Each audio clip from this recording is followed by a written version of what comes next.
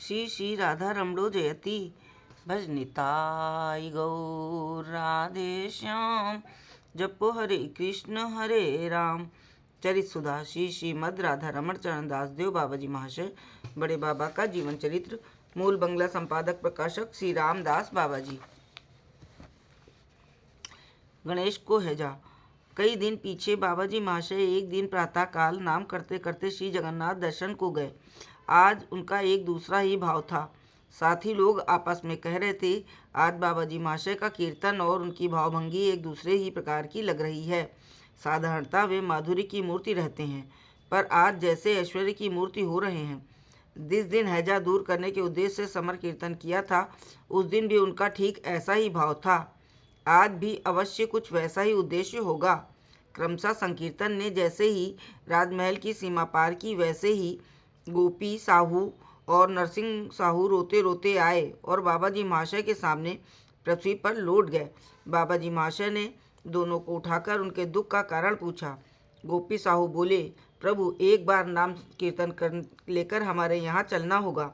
नरसिंह का छोटा भाई गणेश नहीं बचेगा, उसे हैजा हो गया है। इस समय भी वो जीवित रहा होगा या नहीं, कुछ नहीं कहा जा सकता। बाबा जी, कैसी अवस्था थी अभी? गोपी, अवस्था क्या बाबा, डॉक्टर जवाब दे गए हैं, बचने का कोई चिन्ह नहीं है। बाबा जी, तो मैं वहाँ जाकर क्या करूँगा? गोपी, एक बार शेष समय आपके श्री चरण दर्शन करने और नाम स्मरण करने से उसका परलोक बन जाएगा। इतना कह दोनों पूर्वत रोने कलपने लगे। बाबा जी महाशय उनका अनुरोध न टाल सके और बोले, अच्छा तो चलो, हम मंदिर से लौटते समय तुम्हारे घर होकर आएंगे। कोई भय की बात नहीं है। सब लोग एक साथ उसके पास बैठकर नाम करना। मंगलमय नाम मंगल करेगा। इतना कह बाबा जी महाशय मंदिर की ओर चल दिए। ये लोग भी बाबा जी महाशय के आदेश के अनुसार घर जाकर नाम कीर्तन करने लगे। यथा समय बाबा जी महाशय मंदिर में कीर्तन समाप्त कर गोपी साहू के घर पहुँचे। गणेश किसी को पहचान नहीं पा रहा था। उसका शरीर बिल्कुल काला पड़ गया था, कंठ स्वर रुद्ध हो गया था, सर्वांग बर्फ के समान ठंडा था, अनवरत पसीना छूट रहा था। वो निद्रित व्यक्ति के समान बीच बीच में चौंक उठता था। आंखें पलटी हुई थी, नाक का अगला भाग वक्र हो रहा था। विकृत कंठ से वो बीच बीच में असंबद्ध प्रलाप कर रहा था। सांस ऊपर को खिंच रही थी। थोड़ी थोड़ी देर बाद संशय होने लगता था कि उसमें प्राण शेष भी हैं या नहीं। बाबा जी महाशय को देख उसके आत्मीय स्वजन सब आकर रोने लगे। उनकी सबकी इच्छा थी कि बाबा जी महाशय गणेश के वक्षस्थल पर या उसके मस्तक पर श्री चरण अर्पण करें। नरसिंह के रोते रोते बाबा जी महाशय का चरण पकड़ गणेश की छाती पर रख दिया और कहने लगा, बाबा, हम लोग बाल्यकाल से ही बिना माँ बाप के हैं।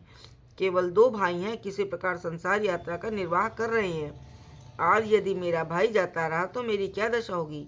मैं किसी प्रकार भी इस दुख को सहन न कर सकूंगा। मैं और क्या कहूँ? हम दोनों ही भाई सदा के लिए आपके श्री चरणों में आत्मसमर्पण कर रहे हैं। आज से हम आपके हैं। आपकी वस्तु अकाल नष्ट हो, ये बड़े दुख की बात है। इसलिए आपको भाई की रक्षा करनी ही होगी। बाबा जी महाशय अर्धमुद्रित नेत्रों से चित्रलिखित से खड़े थे, जैसे इस राज्य में न हो।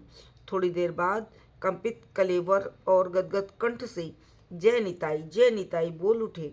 साथी लोग हरिध्वनि करने लगे। गणेश चिल्लाने लगा, मैं चला, मुझे क्षमा करो।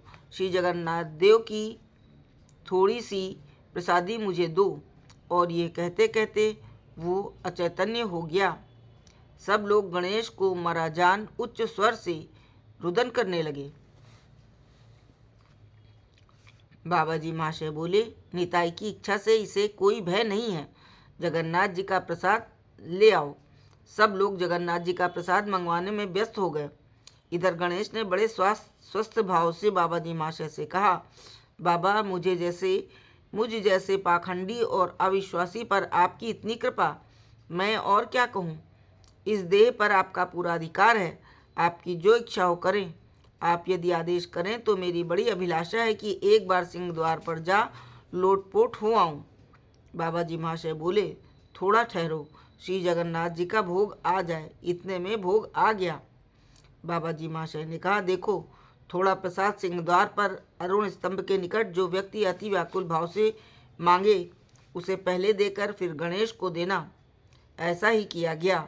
गणेश प्रसाद पाते ही अपने आप बिछौने से उठ खड़ा हुआ और उपस्थित लोगों को दंडवत प्रणाम कर बाबा जी महाशय के आदेश से सिंहद्वार पर जाने को तैयार हुआ।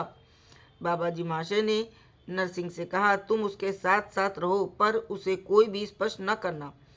कुछ अधिक मात्रा में पाना, लेकिन जगन्नाथ को भोग लगाना और सबको बांटना। नरसिंह बोला, आधा मन कंद का भोग लगाकर पतित पावन प्रभु के सामने बांटा जा चुका है। ये सुन बाबा जी महाशय प्रसन्न हो गणेश से बोले, जाओ जितना चाहो प्रसादी पाना वितरण करना। इतना कह नाम करते करते वे आश्रम लौट आए। नरसिंह इत्यादि भज निताई गौर राधे श्याम जप हरे कृष्ण हरे राम नाम करते करते गणेश को ले सिंहद्वार पर गए। गणेश की अवस्था में परिवर्तन देख पुरीवासी सब उन लोगों के भाग्य और बाबा जी महाशय की कृपा की जय बोलने लगे। एक ही साथ गणेश के जीवनदान और पुरी की हजा से निवृत्ति देख सब लोग बाबा जी महाशय के संबंध में नाना प्रकार की समालोचना करने लगे, परंतु बाबा जी महाशय नाम के प्रभाव को छोड़ और किसी प्रकार की चर्चा नहीं कर रहे थे और नाम की ही जय घोषणा कर रहे थे। विश्वनाथ का उद्धार। जय श्री राधे, जय जय श्री बड़े बाबा की।